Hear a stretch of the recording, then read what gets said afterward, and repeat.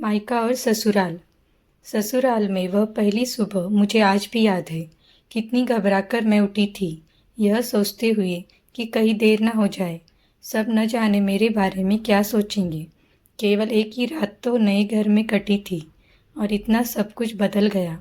जैसे आसमान में उड़ती चिड़िया को किसी ने मोती के लालच देकर पिंजरे में कैद कर लिया हो।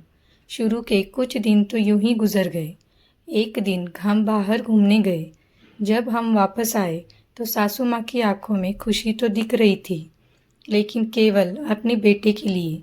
मैंने सोचा कि शायद नया नया रिश्ता है, एक दूसरे को समझने में कुछ वक्त लगेगा।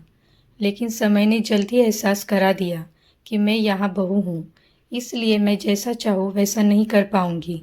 कुछ कायदा और मर्यादा है जिसका मुझे पालन करना होगा, जैसे कि धीरे धीरे बात करना, धीरे से हंसना, सबके खाने के बाद खाना खाना। यह सब आदतें मुझे अपने आप आ गई। माँ से भी बात कम होने लगी, जिसकी वजह से मुझे पीहर की याद आने लगी। ससुराल में पूछने पर कहा गया कि अभी नहीं, कुछ दिन के बाद जाना। जिस पति ने शादी के समय कहा था कि आपकी बेटी पास में ही तो है, कभी भी आ जाया करेगी, उसके भी सुर बदल गए। अब मुझे धीरे धीरे यह समझ में आ गया था कि शादी कोई बच्चों का खेल नहीं है। इसमें केवल घर नहीं बदलता, पूरी ज़िंदगी बदल जाती है। अब मैं कभी भी उठकर अपने पीहर नहीं जा सकती, यहाँ तक कि पीहर वालों को भी मुझसे मिलने के लिए पूछ कर आना पड़ता है।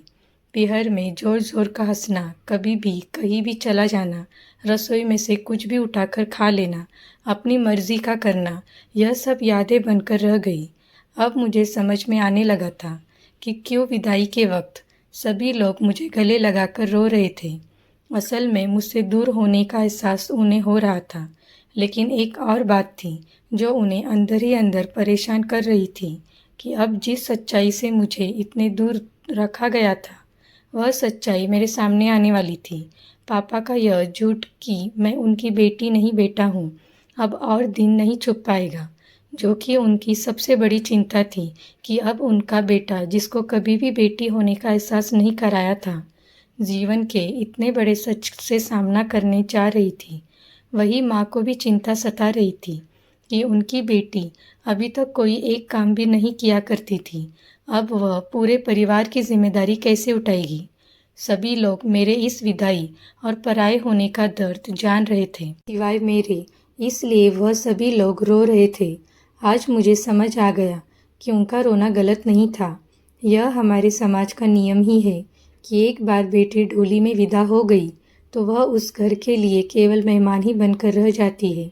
फिर कोई चाहे कितना क्यों न कह ले कि यह घर आज भी उसी का है, सच तो यह है कि अब वह कभी भी यूं ही अपने पीहर नहीं जा सकती। चाहे कितनी भी समस्या और परेशानी क्यों ना आ जाए, मुझे ही हल करना है, हंसते हुए या गम को छुपाते हुए। वीडियो अच्छा लगा हो तो लाइक कीजिए, शेयर कीजिए और चैनल को सब्सक्राइब कीजिए।